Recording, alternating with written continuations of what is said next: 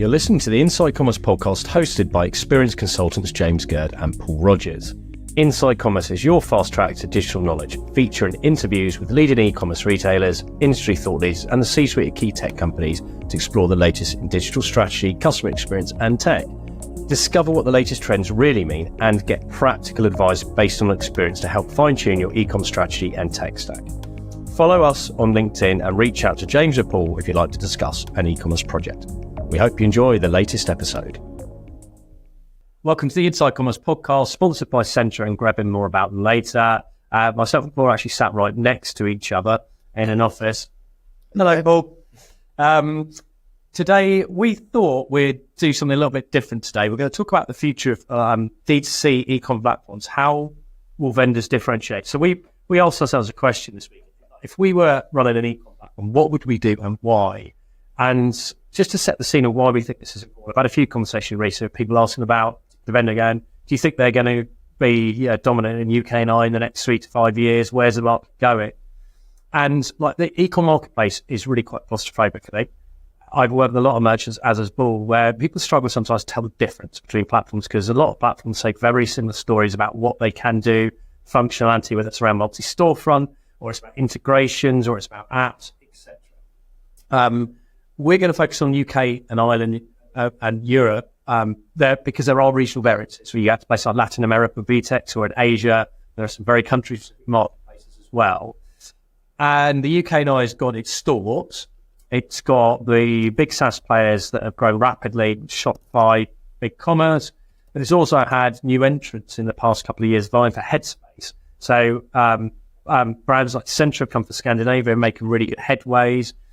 You've got Scale from Germany. You've got some really big like brands and more complex businesses on the platform, and one prestige brand like Man United. And you've got Shopline as well as a newer SaaS entrant, stronger markets like Asia, who are trying to make headway as well. And the levels of sales activity is off the chart. So if you're head of e-com or a director of e-com, you are being hammered from agencies, consultants like us, and platforms, etc. And we see a lot of noise and we see a lot of repetitive messages. That's not criticism of anyone. It's because the market's hard and people are trying to get cut through to their ICP. So following an interesting conversation I had with Joshua Horton from Better Commerce this week about how new entrants would fare, we wanted to pull spark and go, well, what do we think, what we do? So our bold statement to discuss today is the future of e-com platforms is differentiation and niche solutions. So Paul, why don't you build on this? Because we were talking about what really gets cut through and where's this heading? Yeah, absolutely. So I think one thing I'd just say in response to some of the bits you said as well, I think sometimes kind of where you said about like the salespeople saying the same things, every now and then I'll talk to a brand that's like in the process of reviewing platforms or vendors, and there will be a very clear need, and upfront they've given detail around a need, and then a platform will really double down on that need, and actually that person will have a completely wrong view of where that platform's strengths are. And I think again that just comes from as sales people being very focused at the moment and the way the market is. But yeah, I do think that's definitely, I see that a lot more than I have historically. But yeah, to your point, so I think the challenge at the minute, I think a lot of people would see or say is that Shopify are particularly dominant. They're growing very quickly. They've got an unprecedented number of merchants using the platform. And I think it would take a lot for someone to get to that same point and compete with them head to head as a mass market platform. So I think what we're seeing now is certain platforms that are doing well, so like Centra, are really doubling down on, their category or their kind of market niche. And there's a few others as well. And I think where they need to be going is more kind of, depth in the relevant features and really kind of sticking to that niche. But I think the challenge that they have, which I think was probably the original question, is that if you've got, if you've still got to win business in order to continue to grow, in order to please investors, whatever else, and you've got a limited amount of resource focused on developing the platform and building new features and capability, Do you, develop one feature? So let's say it's pre-order, and we'll come on to some examples later on. And do you add real depth to that flexibility and put the time into understanding the UI and understanding like how people need that to work? Or do you introduce 5 new features at a higher level perspective, or maybe needing more input from the business users, whatever else, and then essentially enable your sales team to compete with other vendors? Like, I think that's the challenge that most people have right now, particularly if you are more of a mass market platform and you're not going after the niche. Greb and create digital flagship stores for iconic brands of today and tomorrow. We are the #1 Centra agency in the world, with more than 50 Centra implementations to date.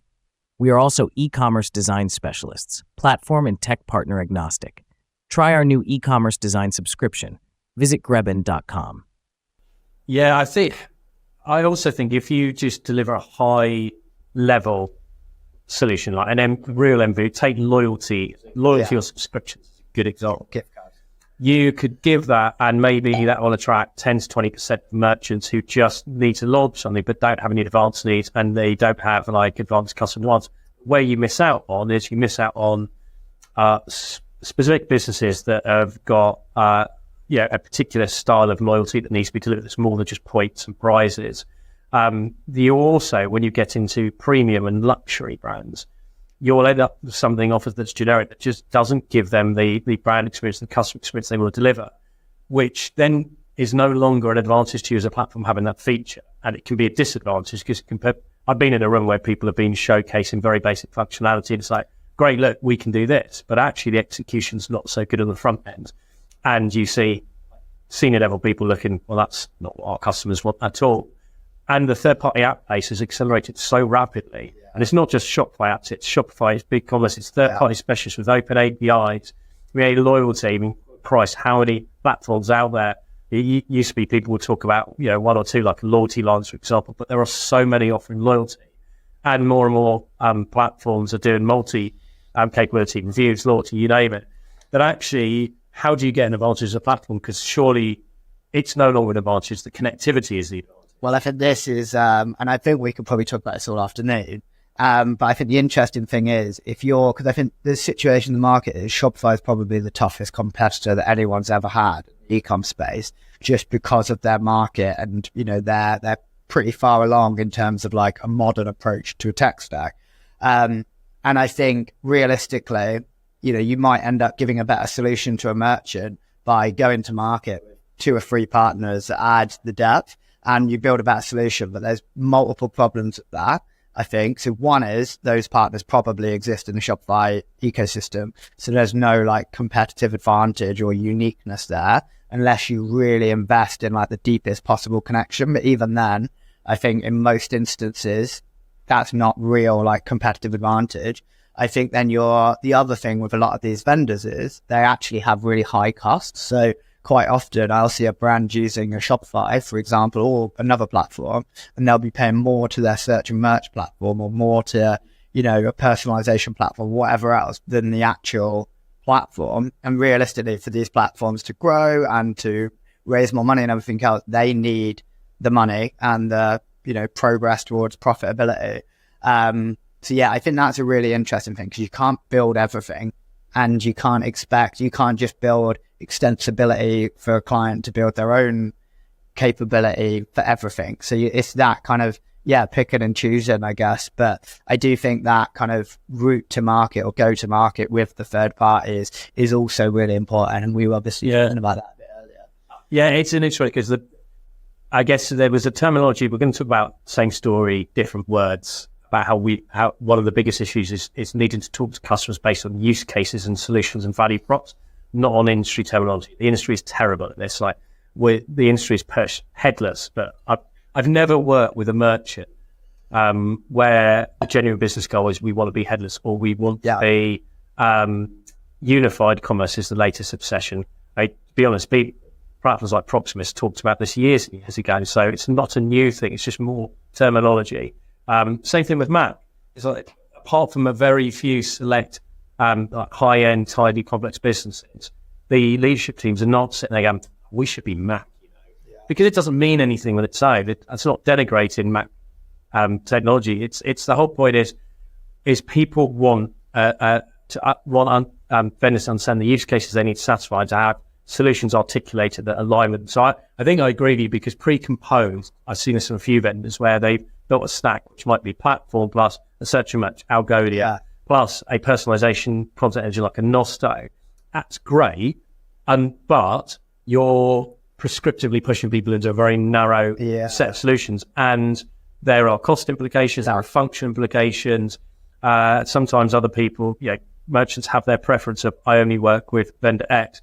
Well, you don't have anything already using it. Exactly. So I don't think that is a sensible future, unless you are so niche with a set of customers where that 80% of the customer base uses, for example, they're all on Algolia, they're all on Voyard or whatever it might be. So I agree with you on that. Centra is the only commerce platform built exclusively for fashion brands. Over 300 fashion brands run on Centra, including icons like Paul Smith, Jeff, Avenue, and Nudie Jeans. Centra solves business logic challenges for fashion brands like no other platform, and they are on a mission to help you scale up rapidly, globally, across all online and offline channels. Take your fashion brand global, faster, further, stronger today. So let's talk about this, because this thing about, we said about industry talk, and the vendors need to be much sharper at identifying the use cases that customers give a shit about. So whether that is better on the channel process flows, better management of multiple international stores and simplicity rather than management. Where do you see some? How can merchants be swayed into buying into tech? What are merchants looking for that vendors need to better understand? So I think, and again, I come at this from a very fashion perspective, because our average client is in the fashion space, I would say, whereas I think you're broader. But so my examples will be fashion, but I think your examples there, I think taking Centra and Shopify, I think, for a long time, you would look at Centra and their capability around order management and international is really strong, ahead of a number of the other platforms, including Shopify, that are relevant. And I think they were positioned really well. And then now it's a bit more even. And actually, because I think the thing that's really interesting is what really matters in a lot of cases is when you're sat in a room and you're doing the demo and you're walking through the platform and you're kind of seeing this stuff. And I think so they're good examples, but now they're not as relevant. But I think the example that we've written down here and that we talked about earlier is, I think Centra's wholesale offering is an example of a feature where they've clearly, serviced clients and given clients this capability, and then they've designed the front end of the wholesale channel based on how fashion brands should be merchandising a catalog, and how that experience should work in terms of like buying volume and being able to kind of build in like looks and things like that. So I think that's a really purpose-built feature that is based on the need of the types of people they want to attract. And I think realistically, for a number of these niche players to continue to compete with Shopify, I think they need to invest in more areas like that. So some of the examples we talked about earlier were like pre-order or VIP/private selling/ whatever else. And I think it's basically taking your ICP, and I hate that term or acronym or whatever it is, but you're taking your group of clients and you're trying to understand what the priorities are for them, where like there's areas for them to differentiate, etc. Like what areas can really add value to the business, and then you're trying to pre-package functionality or build that into integrations. I think that's 100% it, because I've been in so many pitches, and I like most of the platforms that are out there because they can see specific use cases well. Yeah, a big fan of BigCommerce, Shopify, Centra. Really interested with what scale it is as well. That there's lots of really good solid platforms and really good teams behind it. But what I think struggles to cut through is coming into a pitch with a very specific use case. And VIP sales are a great one. Well, we've been through this with where you need to basically understand what VIP means to different businesses, how they execute it from a campaign, marketing, merchandising, and a visual proposition, what impact that has from a pricing point of view. What are all those points of difference to the standardized e-commerce experience on the front end, and what is the back end implications? And then you need that functionality and logic built into the system, and whether that's built into a theme or whether it's just from the back end and the front end point of view, so that there aren't hacks and workarounds. And I know that all platforms can achieve stuff, but there are always compromises. If you can deliver that, and another good example I think is in jewelry. Having worked with quite a few jewelers where engagement is a strong bit. Engagement rings are really dynamic compared with standardized rings, because you've got multiple components. Those components are changing. So, for example, you could have the setting, which can be different styles. You can have different gemstones. You can have different sizes of gemstones. If you're on diamonds, you've got cut, clarity, you've got 4 Cs, and each of those, depending on what you select, impacts price and impacts the components being selected. Then you've got the ability to change metals. You've got all these configurable components that actually nothing I've seen out of the box has it like that, exactly with the data model, the pricing model that the merchant has. You can achieve it and you can build it. Seen it down on BigCommerce, on Magento. I know you've said about the Shopify example. But the proposition isn't there to take it and go, there you go. That's exactly how it works. It's, okay, so here's how our data model works. Now, here's how we kind of did it here. And we did a different solution for this other brand. You're thinking, it's not a joined up story. I think this is always like really interesting discussion. I think the other thing is like, it's having a capability to achieve something and a route to doing it as well, versus like, I guess something that might be a new addition that adds material value to the business. Like in my head, I was just thinking about things like, I guess, loyalty. Like if you've got a really solid loyalty engine, or like customer segmentation alongside that, or gift lists might be another one. I think like some areas that for the right business can add tangible impact, and that's out of the box. I personally, and it's interesting because the other thing, so we've always talked about Mac and the trend over the last 5 years with composability and moving away from monoliths. Whereas now I feel like actually, I'm not saying that everything has to be monolithic or everything has to be built in a certain way, but I do think that the way we're going now is in order to create demand and service that demand and be able to show something tangible when you're, when you've got skin in the game and it's a proper capability. I think you're kind of going back to like, building things into the core of the platform a little bit.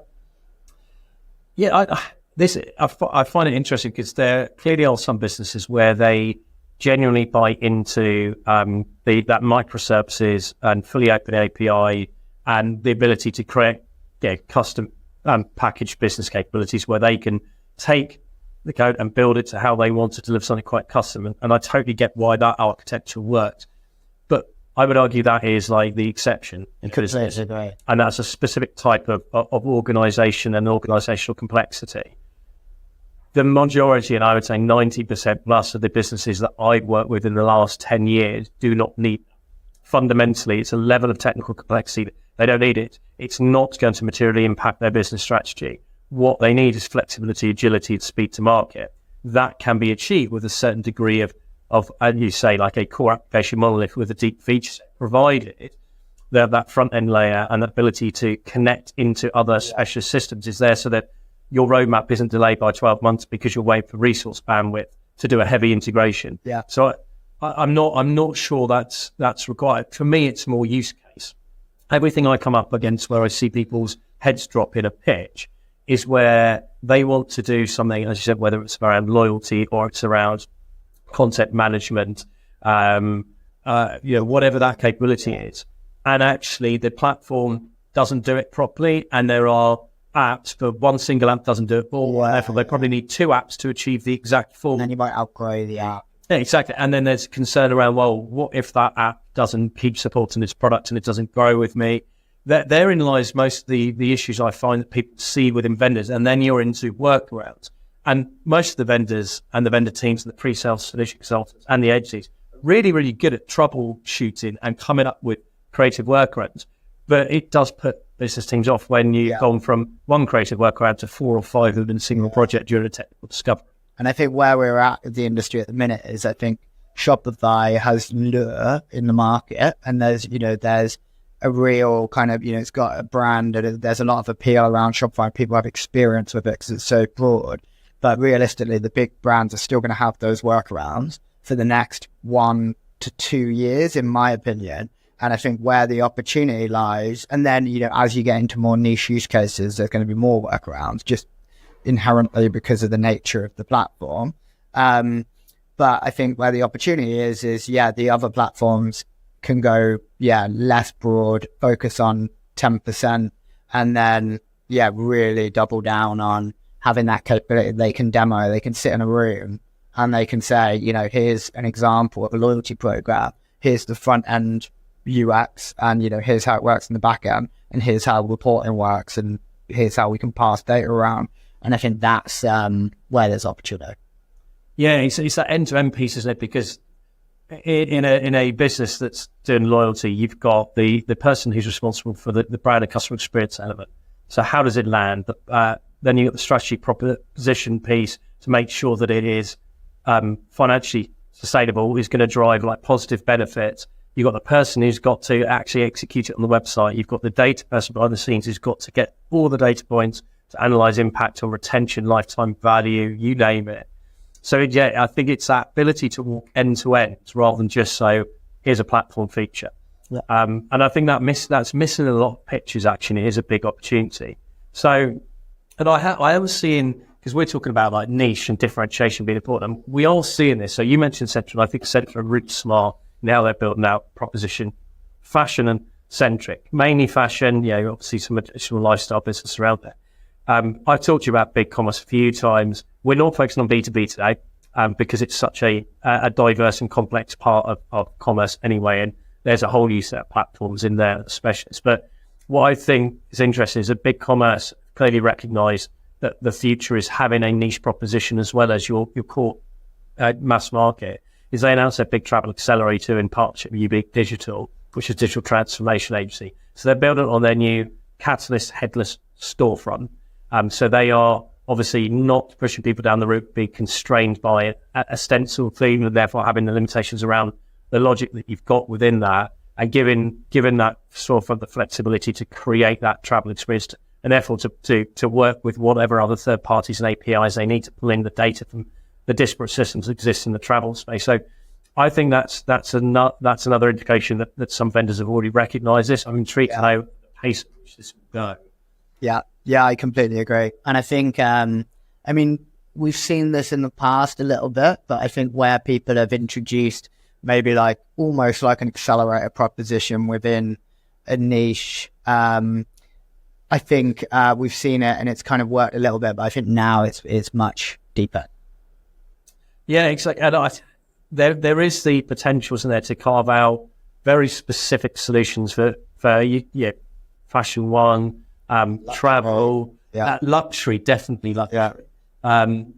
And also then thinking about I guess if you're going down a platform that have themes, but also then have headless capability from a theme point of view of making that theme have a version that is very unique to that particular vertical. So the design ethos, the additional functionality, the other third parties that become really important in that space. You could still, the thing that we were talking about earlier was that the problem with headless and how people perceive headless and how people position headless. But with headless, you can still build out functionality. It's just that you then need to build on top of it. But I still think if you've got like an approach to, if you've essentially got all of the VIP stuff, all of the segments are available in the front end, like everything else. It's just about going deeper and then trying to pre-package as much of that functionality as possible. I really, really wish all vendors would stop using terminology like headless, because businesses don't seek to go headless as a goal. It's a solution to a problem. And you don't start with headless. And I've had to speak to a few people, agencies and pitchers, to stop talking about being headless, because a lot of people, they still don't really, it's not patronising, but a lot of people in client teams still don't really get what that means, and it feels like onerous. The whole point is, let's take content management. And so Centra, which is headless first platform, they are closely wedded with headless CMSs like Storybook. So actually you flip that and you talk about what are the benefits to business of using something like a Storybook. What are the common limitations that, whether it's a fashion brand, a beauty brand, an e-commerce content management team come up against in terms of managing like navigation and mega menus, or handling like more complex user journeys or customized user journeys or personalization of content based on different parameters, whether that's URL parameters or session, whatever it might be. And how you can then turn that into a explanation of this is how you achieve that. Yeah. And even down to the VIP piece we talked about. If we take away from the architectural terminology and focus on the business use case, I think vendors have a big opportunity to create niche-specific stories, even if it's not fundamentally changing what the platform is and how it's working technically. I think the thing that's interesting about like when some of the early composable vendors start coming into the market, particularly coming down market, they were, I don't want to say lazy, but I feel like the approach was we're going to focus all of our development resource on the back end and building like the best APIs in the world.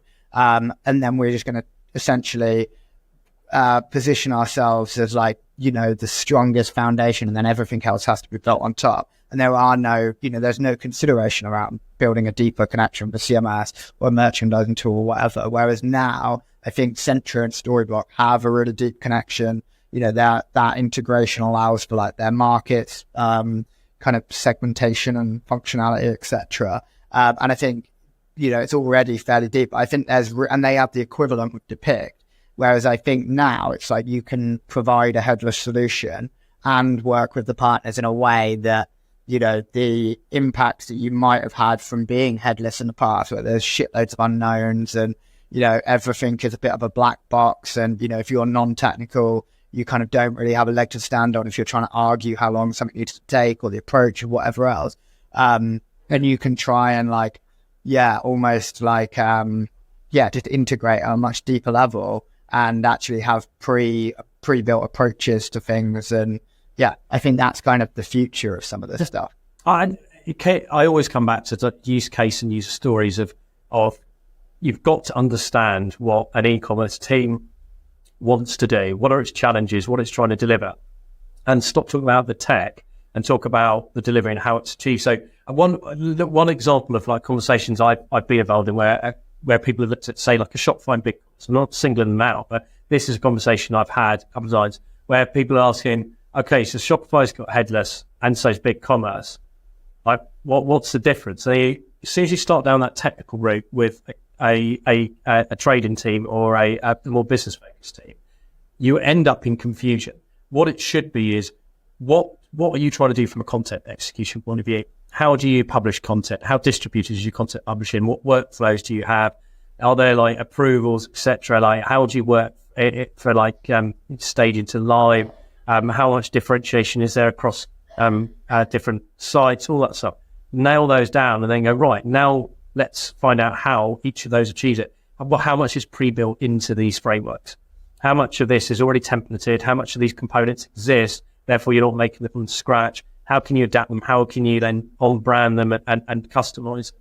I think that's the thing, is just flipping it. That vendors have a massive opportunity to come in, and you can then make it niche specific. Because if you're thinking beauty versus fashion versus travel versus homewares, etc., you can then come in with a narrative that is basically tackling those pain points specific to that brand. And it's far, far better than just saying, it's a headless framework. You can build it and do it however you want. That just feels quite nebulous. Yeah, I completely agree. And I think there is that element of like, I've seen it come up with certain types of stakeholders in the past of like the skin in the game as well. So some people want their e-com platform to essentially be handling as much the complexity and, the high value elements as possible, because they want to buy into one platform. They want, the one one throat to choke, like thing. And like, they want to be able to, simplify a number of ways of working with the vendors by, having more of that capability within the platform. And let's talk about new capabilities, because I personally believe that new capabilities could become table stakes, and they are the meaningful form of differentiation unless you really have pushed ahead quicker than any other vendor. So AI, generative AI, things like writing product descriptions, SEO, metadata, you've got AI assistants getting built into platforms.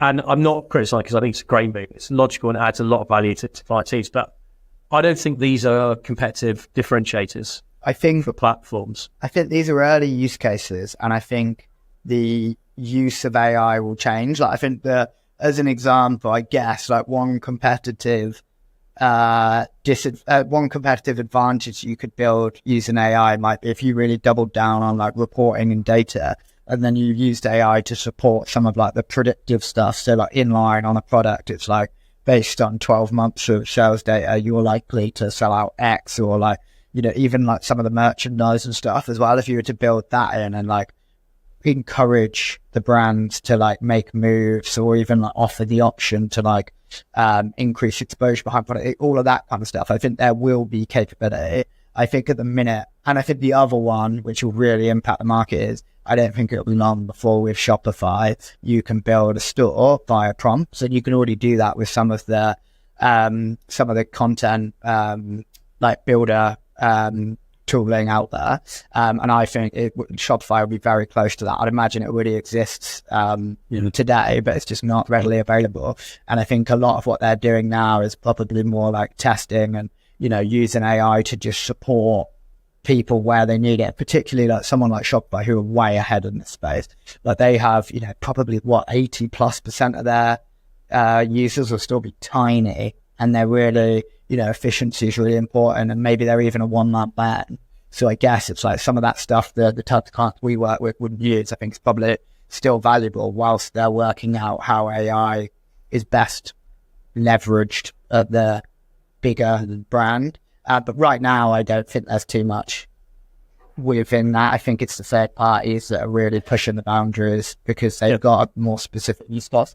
Yeah, exactly. Because it's very, very focused. I agree. Anything where the AI improves the admin processes, when you're in the back end and you're managing customers, you're setting up promotions, you're creating flow, anything that can do like command and prompt based automated flows, because a lot of the flow builders that exist and lots of the platforms have that are really good for like connecting data points, but you have to go in and understand all the different connections that are possible. It takes time to learn it. The ability just to write a prompt and that can be guided through, I would say, have you thought of this, or why don't you use this? And I think and I think like there are platforms out there now that are like building integrations via prompts and stuff like that. And I think the other thing I was going to say was, I think one of the only use cases I've seen that's very early, and I don't think it's fully ready, is Shopify's catalog enrichment stuff. So where you can essentially add attributes and Shopify will add a load more. If that gets good, and they've obviously got a really wide user base, if that gets good, then I think that'll be a differentiator for certain types of businesses. Like if you've got 6 million products and...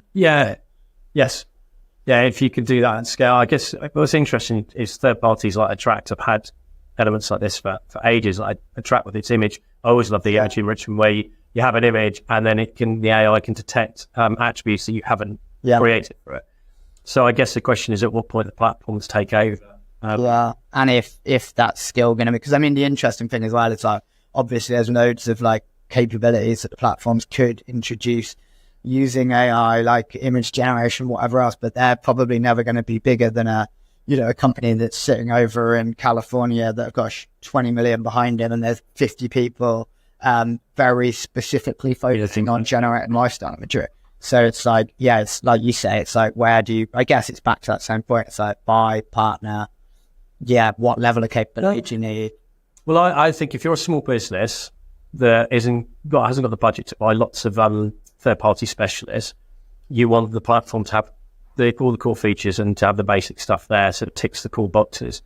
If you are a growth brand and you're a 10, 20 million plus business, you're going to have the budget to invest in specialist tools for key areas that are going to give you a competitive advantage, give you better tooling. I can't see the e-com platforms keeping pace with the market leaders in those specialist areas. They might be 70% of the way there, but it's that extra 30% that makes them massive. Especially if you take search and merch. If you go into like a BigCommerce or a Shopify, look at their search and merch. Okay, good enough out the box. But they compared with like the business logical rules, you can buy the specialists like a Claybough. They're not even close.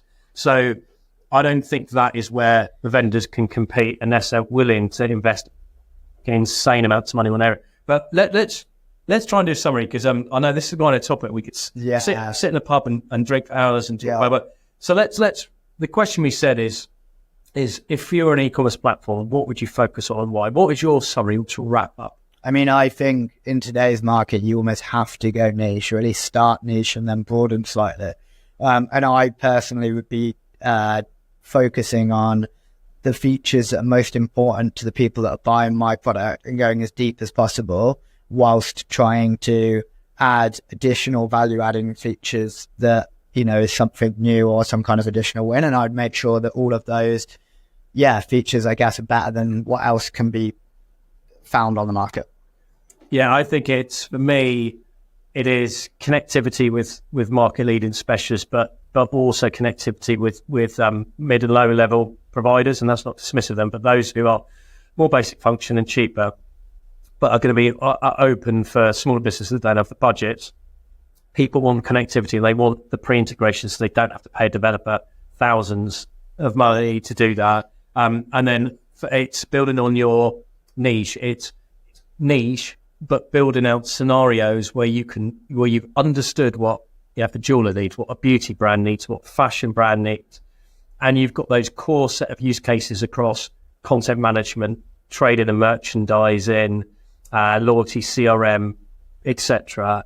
And you have an actual way of demonstrating what that looks like and how it's executed, from execution on the front end through to how it's set up in the admin, through to how the data passes down to the various systems and the integrations with third-party apps to overlay market-leading functionality. That, to me, is what people need to go into pictures with. I think this is almost like the impossible discussion, though, isn't it? Because it's like you kind of got to balance everything out. Like, you could have the best capabilities for the right brands over here, but then they might be you might have the wrong price point, or you might not have, the relevant ecosystem around you. And you might not have the roadmap that another platform has. It's like, I guess so much of this, I think it's definitely like what we're saying is the right direction and like investing in one direction.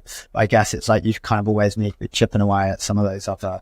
But this is about targeting. Big commerce come out targeted travel. Yeah. And that's part one of their evolution into targeting travel specifically. That product will not be mature, and that market won't be mature. They will get there. I know that they've done that to B2B, and they've done some really smart stuff like open source in their buyer portal, which should take away loads of barriers to a lot of more complex B2B businesses. So the whole point is you've got to, yes, you're right, it's got to be commercially viable. You've got to have the right size market and potential, and you've got to have a credible story and therefore a go-to-market strategy. But if you try to do everything to every vertical, you're fucked because of the cost and effort. But start something, improve the model. Oh, the lighting bands on meeting room. Assume that means that we're getting kicked out if they're on meeting room. We've got a dark mode, or we've triggered somebody, basically. So, look, thanks for listening. Hope you've enjoyed the day-night mode experience. It's like being at a T20. Look, do reach out. We deliberately did this episode to kind of thought-provoke. If anyone disagrees, or you've got a different viewpoint on the market or where vendors go, and any vendors think want to challenge us on what we said, that we'd love to have a conversation. Do add some comments, and do recommend the episode to others if you think it'd be of interest. Thanks, everybody. You're listening to the Inside Commerce podcast, hosted by experienced consultants James Gurd and Paul Rogers. Inside Commerce is your fast track to digital knowledge, featuring interviews with leading e-commerce retailers, industry thought leaders, and the C-suite of key tech companies to explore the latest in digital strategy, customer experience, and tech. Discover what the latest trends really mean and get practical advice based on experience to help fine-tune your e-com strategy and tech stack. Follow us on LinkedIn and reach out to James or Paul if you'd like to discuss an e-commerce project. We hope you enjoy the latest episode.